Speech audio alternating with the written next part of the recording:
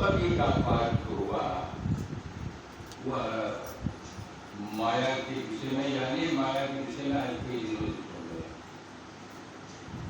फिर माया का कोई स्वरूप नहीं है, माया का कोई रूप नहीं है, उसका कोई रेखा नहीं है, और उसके विषय में क्या कहा जाए।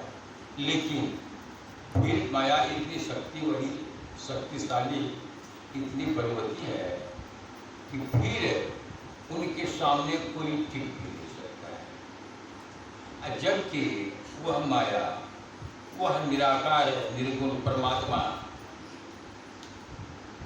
उनके भाव के इशारे पर काम करती है, और वह माया उस परमात्मा की दासी है। लेकिन फिर भी मनुष्य के लिए वह इतनी ऐसी शक्तिशाली है जो साधारण मनुष्य कौन पूछे। जो विशेष करके विद्वान, विशेष करके और भक्ति मार्ग में पारंगत है, उनको भी माया जो है नीचे गिरा देती है। तो इसका रूपरेखा क्या है? कुछ नहीं। एक छोटा सा प्रसंग में मैं आपको सुनाता हूँ कि वो माया किस तरह से व्याप लेती है। एक बार कृष्ण भगवान अर्जुन दोनों में बात हुए नारद जी से। नारद जी बहुत कृष्ण भगवान से विनय करने लगे कि आपकी माया है कैसे, हमको दर्शन कराइए। कहा नहीं, ये सब बात को छोड़ो, दूसरा बात बोलो। कहा नहीं प्रभु, आपकी माया का मैं दर्शन करना चाहता हूँ। कहा अच्छा ठीक है, कभी हो जाएगा। थोड़े ही दिनों में दोनों आदमी कृष्ण भगवान और नारद घूमने के लिए चले। एक नदी के किनारे होते हुए जा रहे थे तो कृष्ण भगवान कहते हैं नारद थोड़ा सा गांव से पानी ला, और पानी को कार्य करता है। तो जल पात्र लेकर नारद जी चल दिए। जैसे ही एक कोई गरीब किसान था, उसके यहाँ पहुंचे तो वहाँ पर आवाज दिए तो एक सुंदर लड़की, बहुत लावण्य और बहुत रूप रंग में, वह बाहर से आई। कही बाबा क्या आपकी सेवा? अब सेवा तो भूल गए, लेकिन उनको पूछने लगे कि ये बताओ तुम्हारे घर में कौन सा है? कहा मेरे माता पिता जी है, सब कोई है। कहा ठीक है, वो कब आएंगे? तो शाम में आएंगे। क्या कोई काम है क्या? हाँ काम है। तब तक के लिए उनको आसन दिए बैठे। फिर शाम में उनके माता पिता आए। माता पिता उस बाबा को देख करके, महात्मा को, नारद जी को देख करके बहुत खुश हुए। कहा बाबा आपकी क्या सेवा की जाए? कहा सेवा यही किया जाए कि आपके पास जो यह पुत्री है, लड़की है, आप मुझसे शादी करा दीजिए। अब असमंजस में भी फंस गए। फिर मन में सोचे कि अच्छा,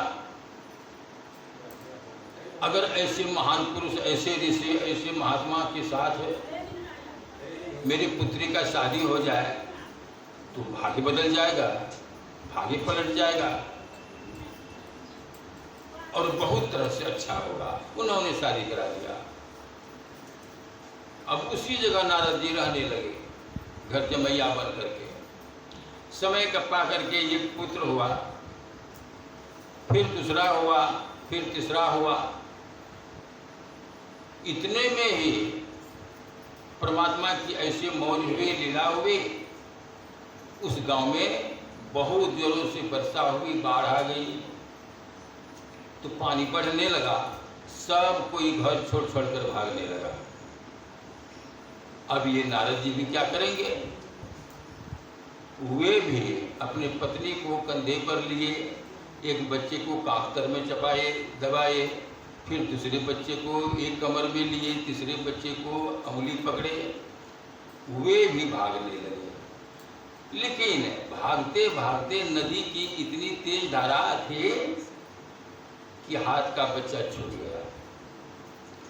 फिर थोड़ी देर के बाद दूसरा बच्चा भी छूट गया, फिर थोड़ी देर के बाद तीसरा बच्चा भी छूट गया, और अंत में उनका पत्नी भी फंस गया।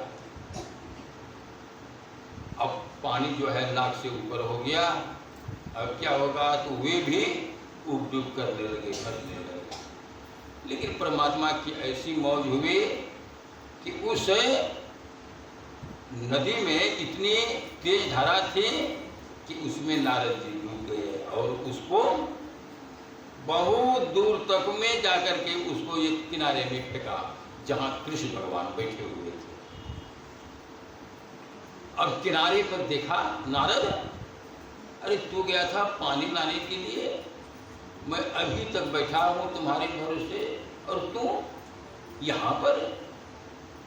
अब नारद जी भी कृष्ण भगवान को देखे कि प्रभु अब मैं क्या क्या, यह तो मैं कह नहीं सकता, लेकिन मैं समझ नहीं सका कि आपकी कैसी माया है।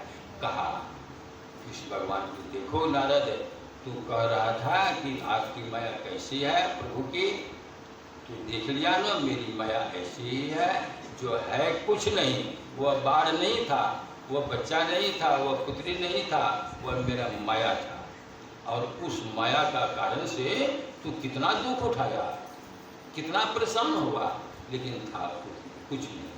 ठीक उसी तरह से माया जो है उसका कोई अस्तित्व नहीं है, लेकिन फिर भी मनुष्य को इतनी व्याप्त हो जाता है कि मनुष्य जो है सब सूरी बोला जाता है। तो उस माया से बचने के लिए एक परमात्मा का शरण ही एक ऐसा है जिसमें हम माया से बच सकते हैं। मैं अपना बात इसी विराम। श्री